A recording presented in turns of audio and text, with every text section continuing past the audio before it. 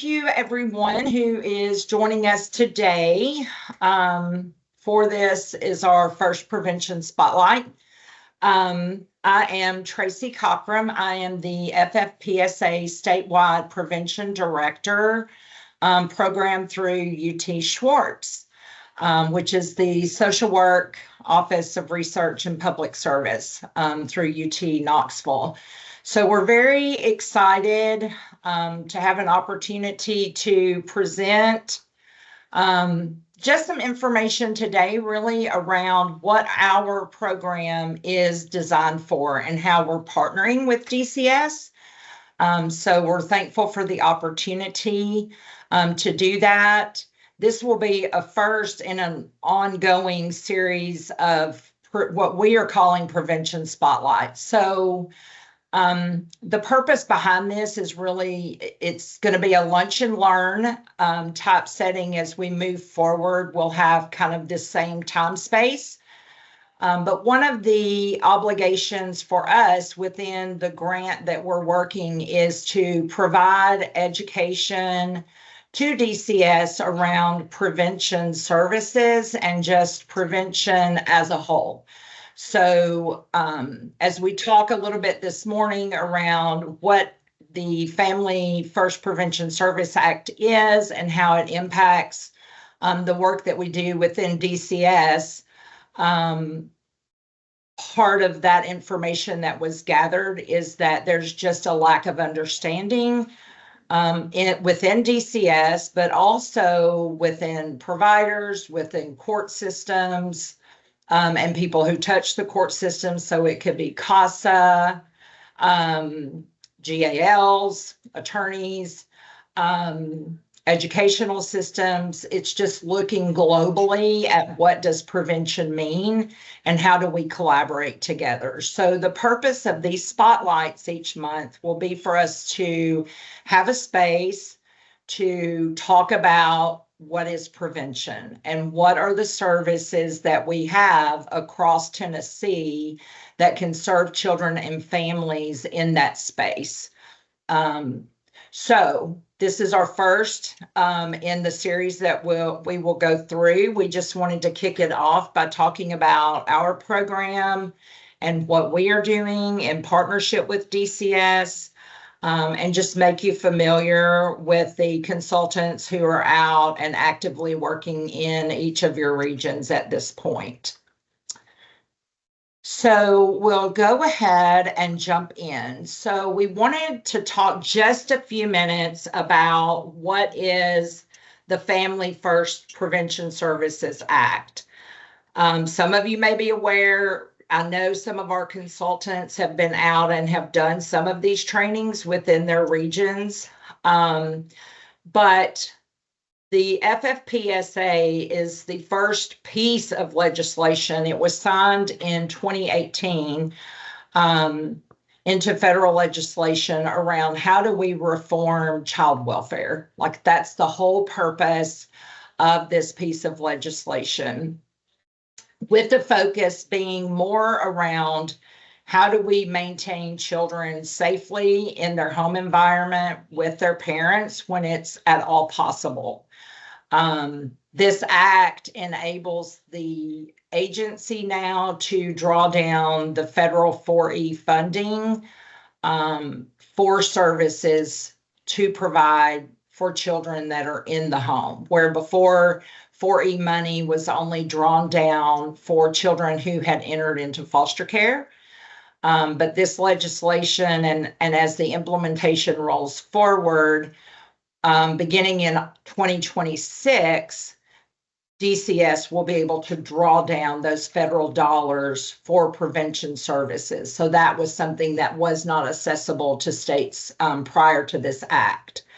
And it really is just a mainstay around how are we changing child welfare reform. We all know we've been around for a long time. I was with DCS for a long time. States do not make great custodians for children. So you have the trauma that's incurred with children when they're removed from their families, and then just the whole experience of being in foster care. And those numbers have escalated, and this act is really put in place for us to look at how can we reshape that and shift focus to prevention. So the main components of it is how do we reorient around prevention and really focusing on the work with the family. There are stipulations in the legislation to de-incentivize the use of congregate care settings for children who are entering care. Again, they want the emphasis around prevention and how do we maintain children in their home. That's a more cost-effective means of serving the families and keeping them intact. And then providing family-based placements for children who do end up having to enter foster care. So instead of going to congregate care, how do we keep children in that lowest level of care first, and then supporting how do we maintain children within kinship placements. So some of the key aspects, this will be just a glance here. We're going to talk a little bit more in depth about each of these areas. But as I said, the focus is really around how do we shift the conversation and the thoughts to prevention. So prioritizing that first, reducing congregate care, supporting kinship care, and then addressing disparities. And we'll talk a little bit more about that. So as we look at prioritizing prevention,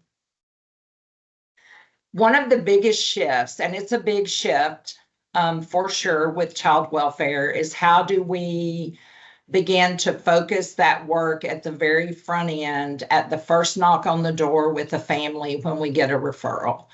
It's really taking that time to create that good global assessment of the family.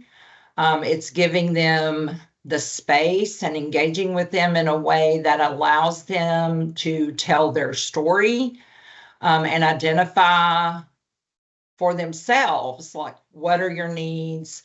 What are things that would help support you and your family, and building on those protective factors within the family to support their movement forward as they work through whatever the current situation might be with the department. So it can't be solely driven by what's in the referral or what's the presenting cause that the court presented this child to DCS for FSS services or maybe for FCIP services. But it's really getting in there at the very front end and looking at what are those driving factors and underlying needs that might be contributing to the problem that we're having. The other components of that is it's giving more funding for evidence-based services. So when we look at prevention and through the lens and the partnership that we're taking with DCS, we're exploring, like, what are those services that are in the communities? What are the provider agencies that we have where they are demonstrating well-supported evidence-based services and practices. And those should always be first and foremost in our minds when we're thinking about prevention. We often, within DCS, when I was there and when I reviewed cases with DCS, like when we looked at those things, sometimes it's like we get not really tunnel vision, but we're used to referring to this provider or this person in our local community that we've always worked with. And it's not to say that they don't provide a good service, but we also know that evidence-based programs and services are going to generate better outcomes for families. So part of our role has been looking at some of those evidence-based services that we have out there, and then really, as we gather information, strategically thinking about what service is the best fit for the family. So that's one of the ways that we have to start to prioritize prevention. And then the other component is really around how do we partner within communities and even within state agencies to prioritize prevention. So I'm sure that some of you are aware of like prevention programs that are offered through Department of Health. There are programs that are offered focused on prevention through mental health and substance abuse through the state of Tennessee. We have prevention programs and services offered through Department of Education.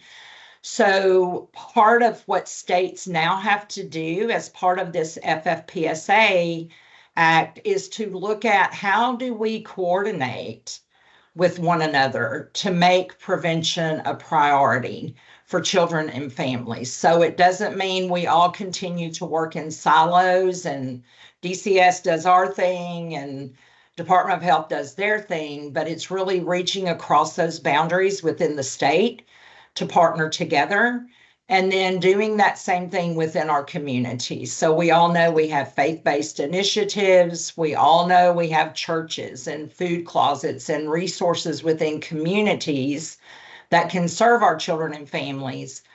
But the focus in prioritizing it as prevention is how do we get all of these people together to collaborate as a unit instead of in silos. So that's part of the work that has to happen through this legislation. Again, we talked briefly on this, reducing that reliance on congregate care. So one of the requirements for FFPSA is that every child and member of the family would have a prevention plan that would be in place.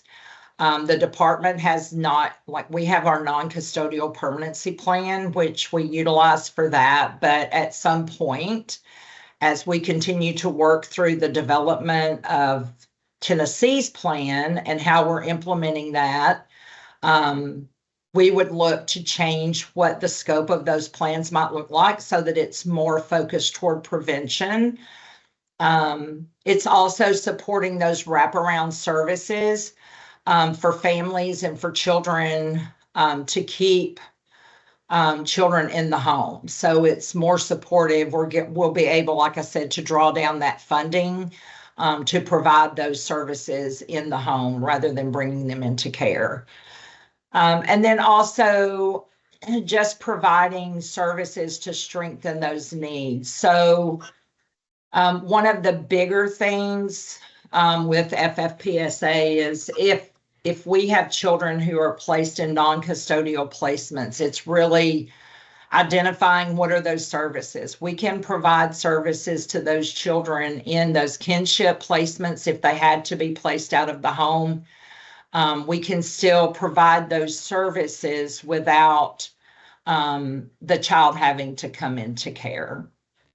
The next area is supporting kinship care.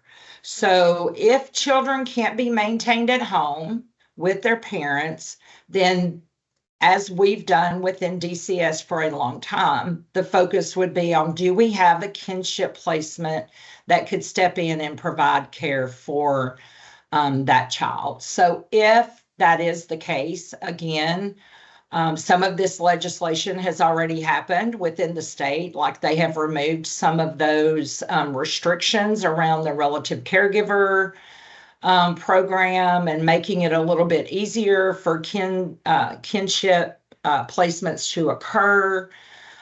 So some of that work has already begun within DCS to make that shift and make those things easier. But that would be the next primary focus within the Act. And then lastly, it's looking at racial and ethnic disparities. And really this comes around to looking at really being data-driven in the work that we're doing. So as a whole, DCS, we do a lot of reporting and we collect a lot of data around the children who actually enter into foster care. But we don't have that same lens at this point around prevention and looking at what do the population of children that are being served look like, and what are the needs of those children, and how do we address those things? So it's really developing that means of how do we evaluate effectiveness of prevention services. As part of our grant with SWORPS, we have our prevention consultants team, which we're going to talk about our roles with DCS, but we also have an implementation team attached to this project as well. And part of their responsibility is really to look from the provider side of it. They're looking at what do these models for evidence-based services look like within Tennessee? So we have parents as teachers, PCIT, we have home builders, we have Youth Villages Intercept and MST as some of the programs that are in Tennessee's statewide 4E plan. So part of what our implementation team does is looking at how well are those programs being executed within Tennessee, and how effective are they in terms of reducing entries to care? Are they staying true to the model that they're supposed to present, and any barriers? So part of the work that we do as consultants is helping to gather some of that information. So you may see some of our consultants ask you questions about if you've had a barrier accessing a service, really trying to drive down and understand what's the barrier, or why do we not want to refer to a particular provider, just so that we can gain a better understanding of what's happening in the landscape of prevention for Tennessee. So there's a much bigger picture behind that. We have also been able to take some of the data that we have to begin to generate some reports that could specifically help us around looking at prevention within Tennessee, but also helping us identify, hey, we don't have the capacity to track this within DCS. So that's feedback that we're able to give back to DCS around specific components that we would want to be able to see in reporting. So it's a much bigger picture overall for our program than what's just being provided by the consultants. So that's just a quick little snapshot overview of the FFPSA legislation. Does anybody have any questions about that? It's a huge, massive document that we can link and share if anybody wants to read it all. But those are the high points for sure. So we don't have anything. We'll move on and we'll talk about what our consultants, all of these people, or some of these people who are on our call today, what they do in relation to the work to support prevention within the region. So our first little bullet there is around consultation. So each region is assigned and currently has an FFPSA prevention consultant assigned to each region across the state with DCS. They are available to you for you to utilize at any time. They can be available by phone to do a phone call. They can set up teams. They can come to your offices in any way to support the work that direct service professionals are doing, but also just to have some of those supportive conversations with team leaders around thinking through prevention and how that can work within the region. The first area that I kind of want to talk about is some of the work that our consultants have already been involved in, just to give an idea of how they could be utilized within the region. They can provide assistance and just direct consultation on cases. So if you in your work have a really difficult case, or maybe you have a family that has repeatedly had repeated cases and have repeatedly come to the attention of DCS, then they can talk through those cases with you. We've had consultants that have done like some really deep dives on cases for consultation, and in those situations, especially where we've had repeat maltreatment allegations within that family, to go back and look and see, like, are there points in time where maybe something got missed or a service didn't get provided? How can we go back and find some of those underlying needs that might be contributing to what's happening now? So we can do direct case consultation on any case that anyone would want to talk through. We have some areas of the state where, for instance, in Northeast, our consultant there, Caitlin, she has worked directly for a couple of months now with the domestic violence team. Specifically, that team was experiencing a very high number of referrals.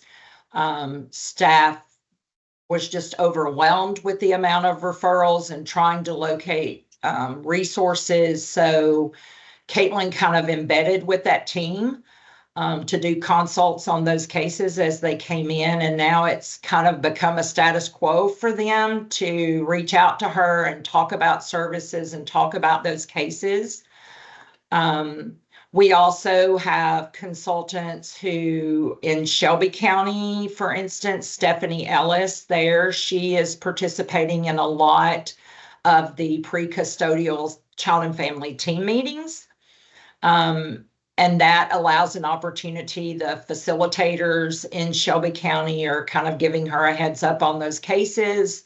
She's able to come in, meet with the worker, to understand a little bit about the case. She sits in on the CFTM. She can make recommendations for potential services at that point.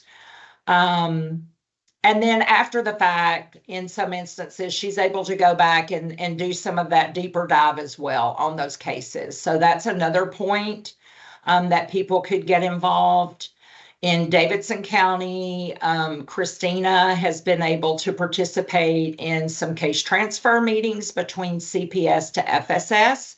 Those have been helpful opportunities as well, because you're talking about, why does that case have to transfer and what kind of services does the family need?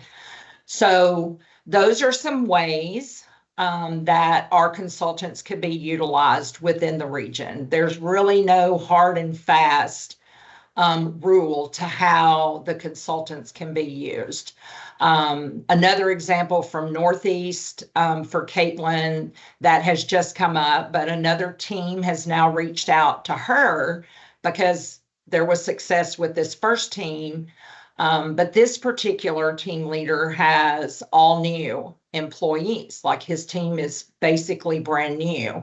So he was asking if she could provide support and do some direct coaching with some of those new staff to really learn how we're interacting with the families, help coach them through how do we gather that good information, how do we do that good global assessment of a family when we go out on that first contact, and just provide real in-time coaching. So that is another way that we could be utilized. And in no way, I will say this, we're not here to kind of usurp the structure of supervision. We're just here in every instance to provide support. They just want to provide support to you as direct service professionals and as team leaders as we try to change this culture in child welfare to be more prevention focused. Some of the other activities that we are involved in is around the FAST assessments. So they can also take a look at your FAST if you want some input on how we're scoring the FAST, how we take the information that we've gathered in those first contacts. How do we bring that over into the FAST assessment, and how do we capture it in the right rating items so that we have a clear picture? That does contribute later on into the evaluation piece of it. So all of these pieces fit together, but they can assist in review of any of your FAST assessments. Our team is also responsible for completing monthly reviews of FAST. So this is something that will be new for DCS, but it's, we're taking a critical look at the quality of the FAST that are being completed and looking at where do we have strengths within our practice, but then also what are those opportunities that we have to make our FAST and our assessments even better. So we'll have opportunities as we continue in that to come back around to direct service professionals and also with supervision to talk about those trends that we see through those assessments, and give feedback there around that. We also, with the help of the implementation team, have just rolled out across the region some FAST data, which we'll talk about in a minute under evaluation.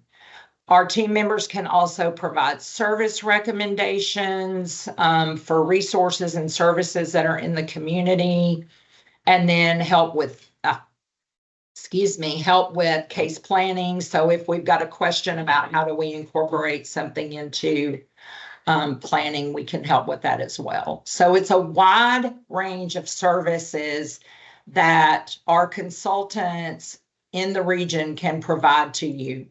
All you have to do is just give them a call, shoot them an email, and they will be more than happy to help you in any capacity. We have a great team. We have a lot of knowledge on our team, and they're anxious to work with all of you in that context. The other role that we have within DCS in this partnership is providing training. So that is part of why we're here today. We're doing a little education around what is our role. And we've had some training series that we have just wrapped up around FAST and protective factors and how do we do good global assessments. But not only within DCS do we do that work. We can also partner, like I said earlier, with the court. So we can do trainings with the court. We have some pockets where we are actively involved in the Safe Baby Court and coordinating with them just around services. I feel like that's something that is going to become an even bigger piece for our team in terms of working in that realm. We can also provide training to community providers or to any of our external stakeholders that might just need to understand a little bit better about the FFPSA and what prevention should look like and what the goal is within the department and the state in maintaining children's safely in the home. The third piece is around that community networking. So long before we began work on our team in January, most of our team was in place in January, and then others came on board in March and April.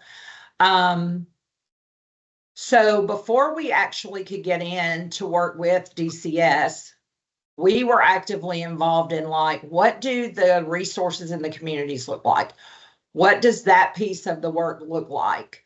What's out there? And it was eye-opening for all of us. I had been with DCS. I was starting my 25th year with DCS, and I thought I was pretty well versed in what services do we have out there in the region where I live, actually, but then also, across the state. You think you pretty well understand what's out there. And in our first training that we had collectively as a group, and then again, when we met with the newer employees in March, it was eye-opening for all of us. And I'm talking many years of experience for many of these consultants with DCS to realize how limited our understanding was of what resources do we have at our access within the state of Tennessee. And y'all, I'm talking, we have a lot. It's been a learning experience for every one of us to see what services are out there. So we took that first few months as we were working to kind of start compiling and strengthening our understanding of what do our community networks look like, and then how do we build those collaborations within the state. So we have worked diligently with school systems. We have worked with CABs, health councils, and really getting embedded in some of those community meetings.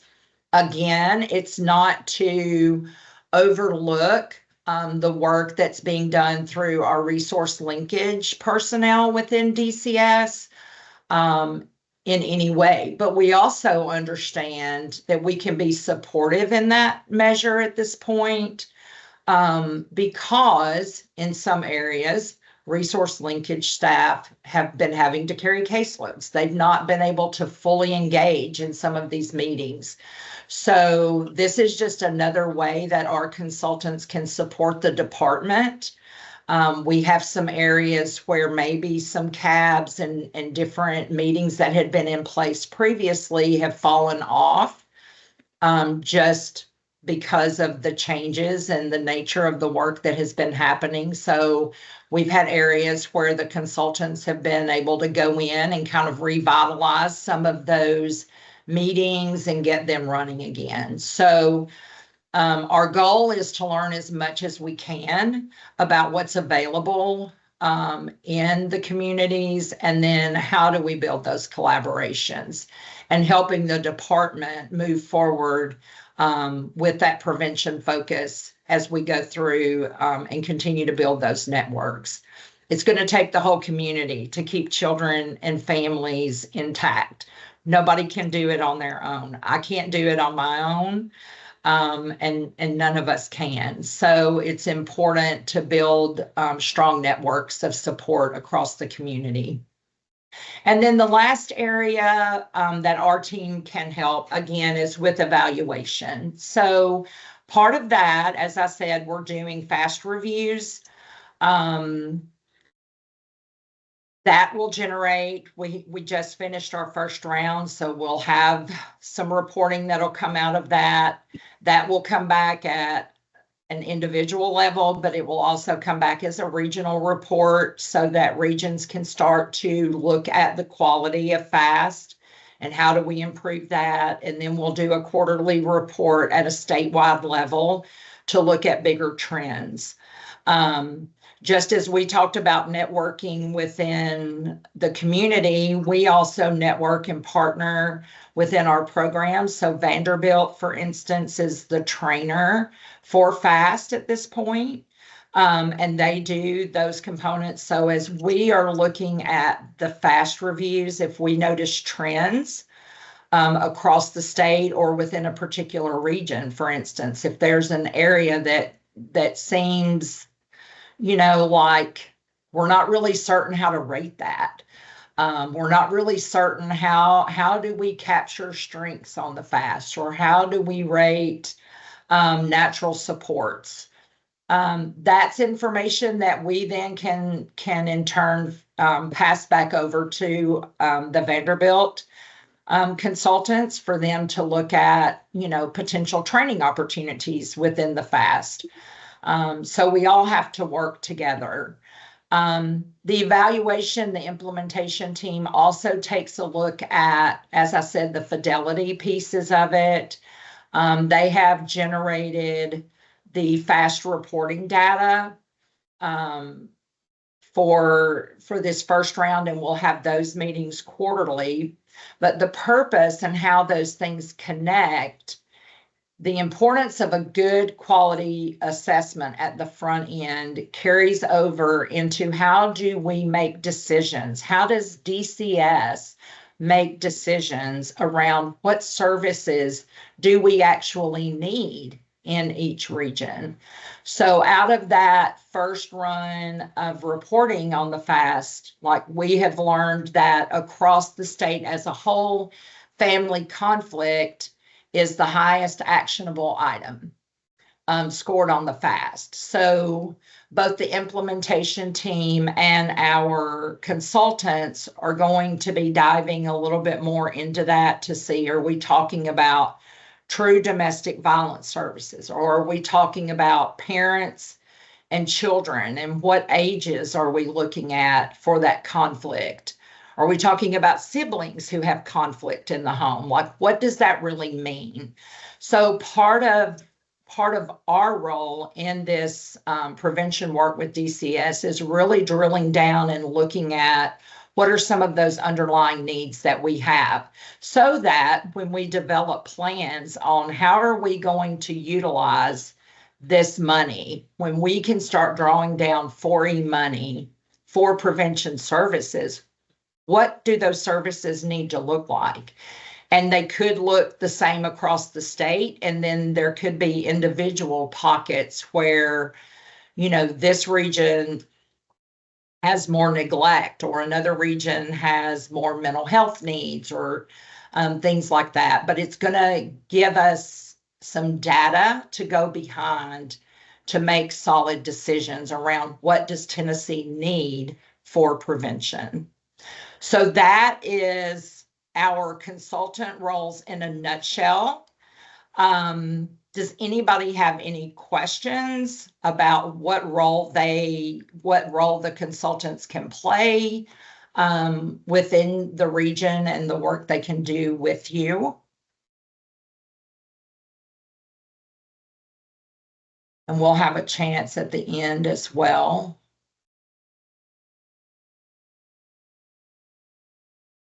So long-term, what we're looking to see through this work that we're doing in partnership with DCS is just reducing the risk of child maltreatment and reducing entries to foster care. So the goal is really long-term for the families. How do we maintain and strengthen families?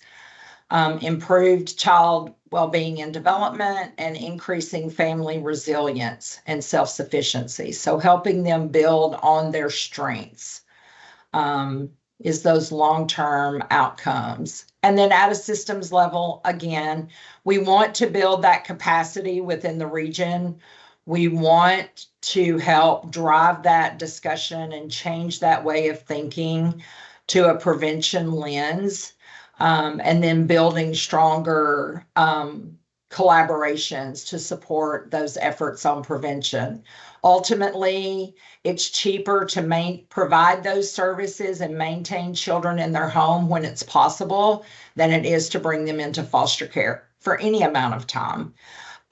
We just have to slow down sometimes to really think about it and not just make snap decisions, thinking that it'll be easier for the foster care team, like they'll have more time and they have more time to get in there and figure it out. Like, we need to take that time at the beginning to make those good, solid decisions for children and families. So next we're going to move in and kind of do an introduction of my team. So that you understand kind of where everybody's at, who your consultant is, if you have not had a chance to meet them. Our Tennessee Valley consultant was not able to join us today. She is on vacation. How dare she, right? So I'm sure she is having a lovely time. But that's Kristen Bohannon. She's in Tennessee Valley. And she's been super active there and is very excited to work with that region. And we'll move on. I think Jill Presson is next, and we'll go through our team. Hello, everybody. My name is Jill Presson, and I'm the consultant for the Southwest region. I was with DCS for the past 22 years, and rolled onto this, and the last 5 years I did FSS. So prevention, comes naturally to me. Prevention is important to me because I want to make a difference for the frontline staff. I want to support them and help them empower families, help them become resilient so that they know how to take care of themselves when DCS is no longer involved. And I want to help the front line to have as many tools as possible so they can help the families be successful. Thank you. Good morning. I am Edna Black, and I am with the Northwest region. Very similar to my colleague Jill. I have 11 years experience with the Department of Children's Services. I'm very proud of that. And so I've wore many hats at DCS, and I'm very passionate about my current role because the last 5 years I spent as a foster care team leader. And I often wondered, if that family that I was working with when they came into care, if they had the support, if they knew about resources, if they were able to get some evidence-based services, would they be in care? What would that look like? And what would it look like long term? Decreasing ACEs and intergenerational child abuse. So my heart is with child welfare, and I am ready to help Northwest with any prevention needs. All right. Good morning, everybody. My name is Stephanie Ellis, and I am the prevention consultant for the Shelby County region. Kind of like my colleagues, and as Tracy has stated, we have an experienced group. I've been in child welfare for about 32 years, and most of my time was spent in foster care and as a trainer. And so for me, child welfare is my passion. And so doing all that we can do in order to ensure that we are preventing children from coming into custody. I'm very, very passionate about that. And so because for me, prevention kind of focuses on reducing those risk factors such as the substance abuse, poverty, domestic violence, all those issues that can lead to child abuse and neglect. And so if we're able to address those issues on the front end, we can prevent harm from happening to children. And so we know that all families have strengths, as we call them, protective factors. And so if we can utilize the services to help our families to be able to build on those protective factors that they have, then we'll be able to help them to cope with stress and any of the challenges that come their way. They'll be able to cope with them more effectively. And kind of like Jill said, we want our families to be independent of the child welfare system. And so working with them to reduce those risks by building on those protective factors is really a good way to go. And so I'm passionate about it, y'all. So I'm out here to do whatever I can to support the frontline staff in meeting the needs of the family. Thank you.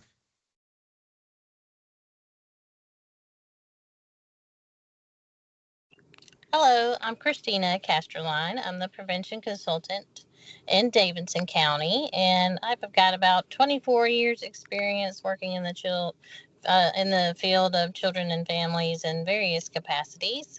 So early on in my career, I did child abuse prevention work, and I've also done intervention work. So I've seen both sides of it. I would say that prevention is much more rewarding when you can see, people get the help and resources that they need on the front end to prevent a lot of things having to happen to them. A firm believer in trying to prevent and mitigate any ACEs and build on those protective factors as well. So I'm excited to be in the region and really get to know the staff and work there and really make a difference and see some positive outcomes for children and families across the board and across the region and across the state. Thank you. Hello, I'm Vanessa Warren. I'm prevention consultant for Mid-Cumberland. I have almost 25 years experience in child welfare and almost 20 of those years with DCS. I've worked in many capacities and wore many hats. I've worked with CPS. I've worked with JJ. I've been a supervisor for JJ. I've also worked at the hotline, so I've been all over with DCS, and I do have a passion for that. The work with the prevention is very important to me because it gives me the opportunity to assist our at-risk youth, and it gives me an opportunity to work with our frontline professionals. My goal is to ensure that the youth and families receive a variety of resources as well as support to promote a healthy lifestyle and a stable environment.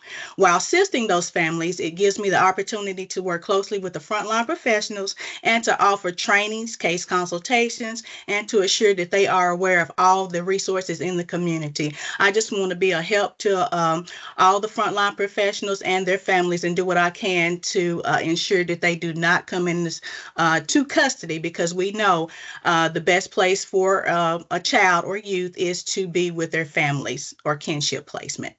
Thank you.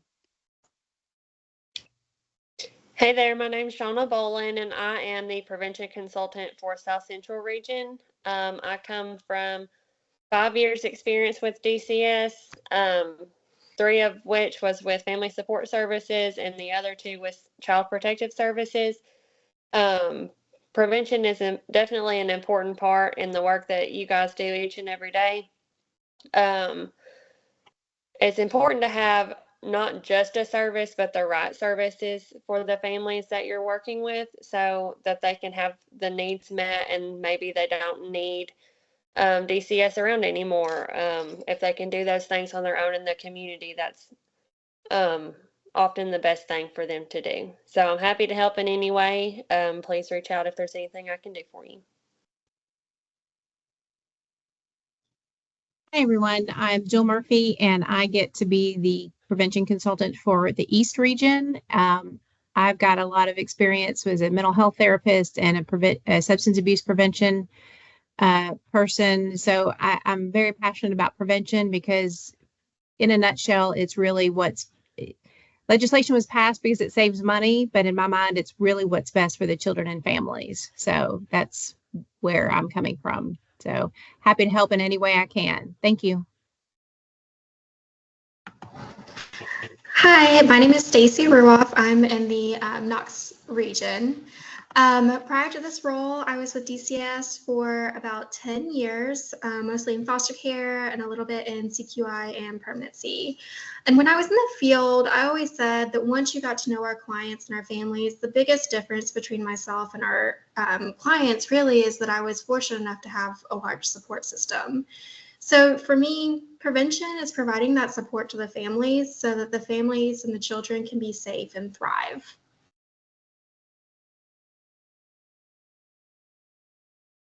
Hi, my name is Catherine Barber. I go by Kat. I am the Smoky Prevention Consultant, and I just want to bring this role as a support to you all. I have 7 past years experience with the department in multiple regions, and I understand the role and what you guys do as frontline professionals.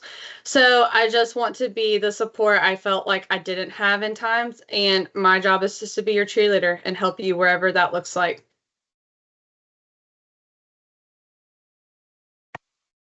Hi, my name is Caitlin Bowers, and I'm the prevention consultant in the Northeast region. I come to this role with about 10 years of experience with case management in the public school system in Knoxville, Tennessee, and Asheville City Schools in North Carolina. And what prevention means to me is ensuring that there's stable and healthy families, because that creates a stronger community for all of us. And the impact I want to make in this role is just to be a support to my teams in the Northeast with the amazing prevention work that they are already doing. Thank you. Hi folks, I'm Molly Cornwell. I am brand new. In fact, I won't be onboarding for another week or so in this role in the Upper Cumberland. I have been here since the 90s and everything from direct care to therapy. Super excited to be part of this. I feel like prevention is often tied to resources. So part of my heart is just to help in any way break down barriers between families and those resources, and to just come alongside and serve and partner in whatever way is most helpful to the people that have boots on the ground. Thank you for all the work that you do for families, and I look forward to being part of it. Absolutely. Thank you, team, for doing that. So I have a slide up now that has our contact information for everyone. We do have that on our webpage, and we'll share that link in just a minute. If you could take a few moments just to give us some feedback on training. We do have trainings upcoming. We have part of our role is looking at how can we assist the department in the development of some tools that could potentially help us do work faster and smarter, and not take us going back and forth and trying to look through guides and directories and different things. So we have a training coming up at the end of the month around a newly developed evidence-based practice desk guide that we have developed for use by DCS frontline professionals. We'll also be able to make that available to the courts. So we have that training coming up on October 21st. And then next month for our prevention spotlight, we're going to be talking about intercept and how do we kind of debunk some of the information that's out there about when to utilize those services. And make those more accessible. The end of November, we're doing a training around a prevention mental health service called Parent-Child Interaction Therapy. And then we'll round out the year in December talking about another service, Parents as Teachers. So we've got several trainings that'll be coming up just to provide you more information around prevention and then different prevention services. So part of this evaluation, the training evaluation, if you have any topics that you would like to see us do a training on, please provide that information to us. We do look at these and see, where are some areas that we could offer that training support for the department. Are there any other questions that anybody has related to the services that we can provide to you before we hop off today? I know we're running close on time. You can always reach out to any of your consultants, or you feel free to reach out to me if you have any questions. I'm happy to provide that support as well. The QR code that you have showing on the screen now will take you to our UT SWORPS website, where you can also have access to some past trainings that we have done. We also have resources that will be posted on there and links to different services. So please feel free to visit and reach out through our website as well. And we appreciate the time today.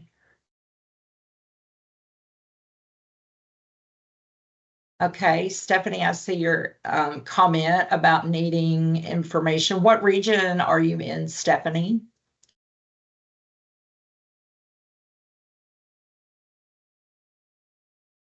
Tennessee Valley. Okay.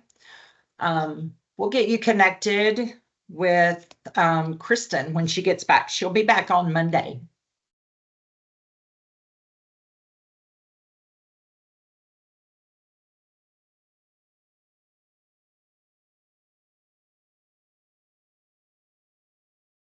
You're welcome.